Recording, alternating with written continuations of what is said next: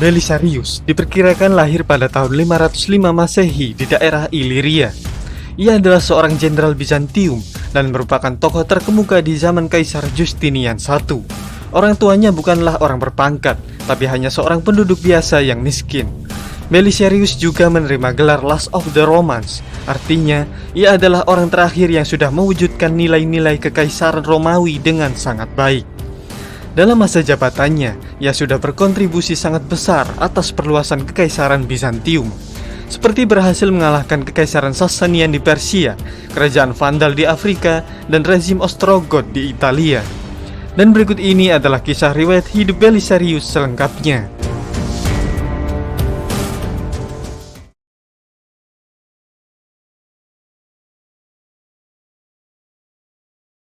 Sangat sedikit yang diketahui tentang kehidupan awal Belisarius, bahkan asal-muasal dan tanggal lahir pastinya tidak terdokumentasi. Tapi diketahui kalau bahasa utama Belisarius adalah bahasa Thracian, dan bahasa keduanya adalah bahasa Latin. Saat sudah masuk dalam pasukan Bizantium, ia terlihat sebagai seorang prajurit yang cakap. Kemudian ia naik pangkat menjadi perwira di masa pemerintahan Justin I. Di awal karirnya sebagai komandan, Belisarius mengalami beberapa kekalahan karena memang ia masih belum terlalu berpengalaman dalam pertempuran besar. Ketika Kaisar Justin I meninggal, ia digantikan oleh Justinian I. Lalu Justinian memerintahkan Belisarius memimpin pasukan timur untuk melawan kekaisaran Sasanid, dan ia berhasil meraih kemenangan besar di pertempuran darah pada tahun 530 Masehi selama Perang Iberia. Tapi di tahun berikutnya, pada pertempuran Kalinikum, ia mengalami kekalahan besar, sehingga ia dipanggil kembali ke Konstantinopel untuk menghadapi tuntutan atas kekalahannya. Tapi kemudian Belisarius dibebaskan dari segala tuduhan, dan ia pun bisa kembali melanjutkan tugasnya. Pada tahun 532 Masehi, terjadi sebuah kerusuhan yang disebut sebagai kerusuhan Nika. Hal itu terjadi karena para penduduk Konstantinopel tidak setuju atas penghukuman para atlet balap kereta kuda di hipodrom. Kemudian para penduduk meneriakkan Nika, dan mereka akan menyerbu istana Justinian. Kerusuhan ini juga didukung oleh para senator yang sudah tidak tahan dengan kebijakan Justinian. Saat itu, massa memilih konsul Hipatius untuk dijadikan kaisar baru. Di sana Hipatius juga mengompori massa untuk melakukan tindakan yang lebih jauh.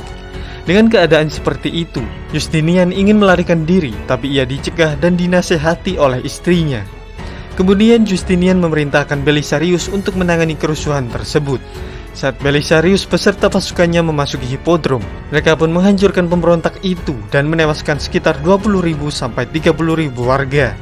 Sedangkan konsul Hipatius ditangkap dan kemudian dieksekusi.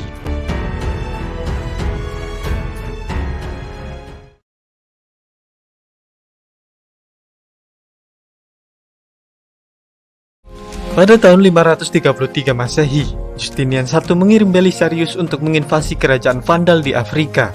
Hal itu dilakukan karena Justinian ingin kembali menaikkan wibawanya yang jatuh seusai kerusuhan Nika, dan ia juga ingin menambah pendapatan kekaisaran dengan menguasai kota-kota pelabuhan di sana.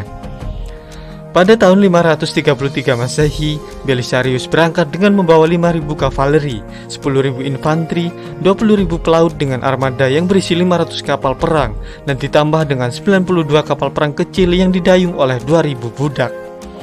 Kemudian rombongan itu mendarat di Sisilia untuk memasuk kebutuhan logistik. Setelah itu Belisarius dan pasukannya mendarat di Afrika Utara dan langsung menuju ke kota Kartago yang sudah menjadi ibu kota kerajaan Vandal. Saat dalam perjalanan, Belisarius mengawasi pasukannya dengan ketat agar para penduduk setempat tidak mendapat kerugian dari tingkah laku pasukannya. Karena perilaku yang baik itu, para penduduk mempercayai Belisarius dan mereka memberikan perbekalan serta seorang pengintai. Setelah Gelimer mengetahui kalau pasukan Bizantium menuju ke kotanya, ia pun segera menyiapkan pasukan. Lalu ia berhasil menjebak Belisarius di sebuah lembah dan menyerangnya dari 3 penjuru. Tapi serangan tersebut tidak berhasil, malah pasukan yang dipimpin oleh saudara dan keponakan Gelimer berhasil dihancurkan pasukan Belisarius. Melihat saudaranya tewas, Gelimer menghentikan penyerangannya, dan hal ini memberikan kesempatan Belisarius untuk merebut kota Kartago dengan mudah. Kemudian Gelimer ingin kembali mendapatkan Kartago, tapi ia berhasil dikalahkan pada bulan Desember tahun 533 Masehi di pertempuran Tikameron. Saat itu Gelimer melarikan diri dari medan pertempuran sehingga membuat pasukannya kacau, sehingga Belisarius dengan mudah mengalahkan pasukannya. Setelah itu Gelimer diburu dan ditangkap lalu dibawa ke Konstantinopel sebagai bukti kemenangan Belisarius. Pada tahun 535 Masehi, Belisarius dikirim ke Italia untuk menaklukkan kerajaan Ostrogot yang dipimpin oleh Theodahat. Lalu di tahun yang sama, Belisarius berhasil merebut Sisilia dan menaklukkan Roma setahun kemudian. Theodahat tidak mampu mempertahankan kotanya, lalu ia dibunuh oleh menantu penguasa sebelumnya yang bernama Vitiges. Setelah itu ia segera mengatur pertahanan, tapi tetap saja kota Ravenna masih bisa ditaklukkan oleh Belisarius dan Vitiges dijadikan tawanan. Kemudian Justinian I menawarkan kesepakatan kepada kerajaan Ostrogot, yang mana Bizantium akan membiarkan Ostrogot berdiri secara independen, tapi mereka harus menyerahkan separuh kekayaannya kepada Bizantium. Awalnya orang-orang Goth tidak percaya kepada Justinian dan kesepakatan yang ia buat, tapi mereka percaya kepada Belisarius karena perilakunya yang baik kepada daerah yang sudah ia taklukkan. Setelah itu orang-orang Goth menjawab kalau mereka akan menyetujui perjanjian itu jika Belisarius mendukung hal tersebut. Tapi Belisarius tidak bisa melakukan hal itu. Kemudian beberapa bangsawan Ostrogot mengusulkan agar Belisarius dijadikan raja baru mereka. Belisarius pun berpura-pura setuju dengan permintaan mereka. Lalu ketika akan dinobatkan, pemimpin komplotan itu ditangkap dan Belisarius mengklaim seluruh kerajaan Ostrogot beserta kekayaannya atas nama Justinian I.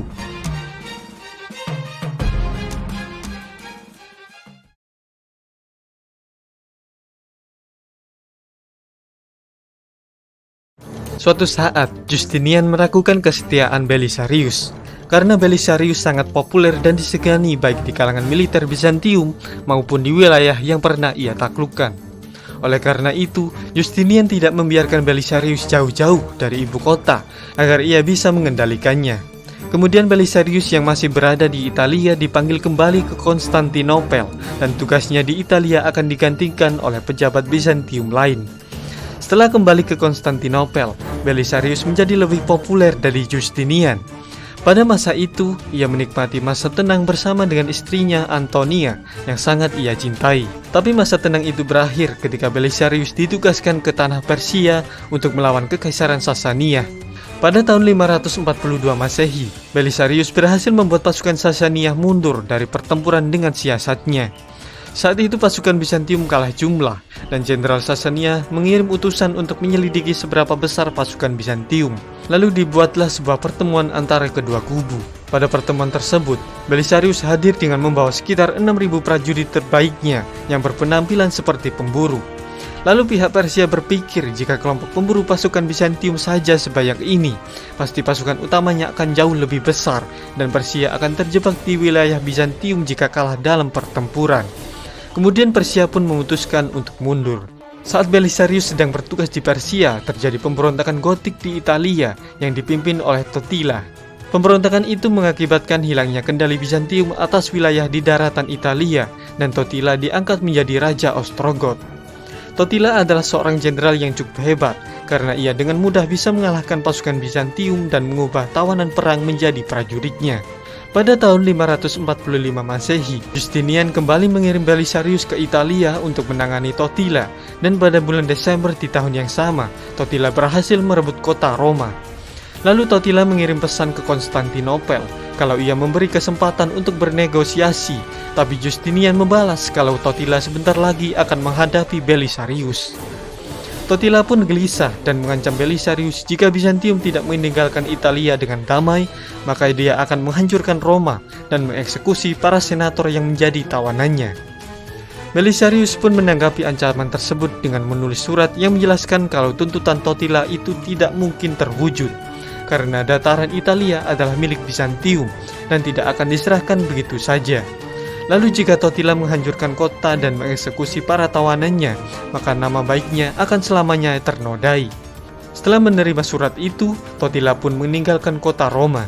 Kemudian Belisarius mengambil alih kota, dan di sana ia memperkuat pertahanannya.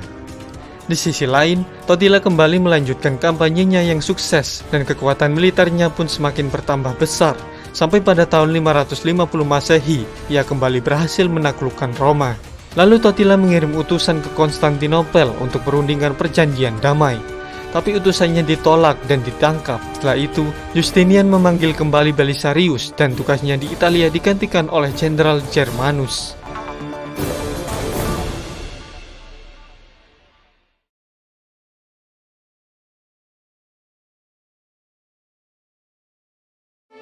Sekembalinya ke Konstantinopel, ia diperlakukan kurang baik oleh Justinian.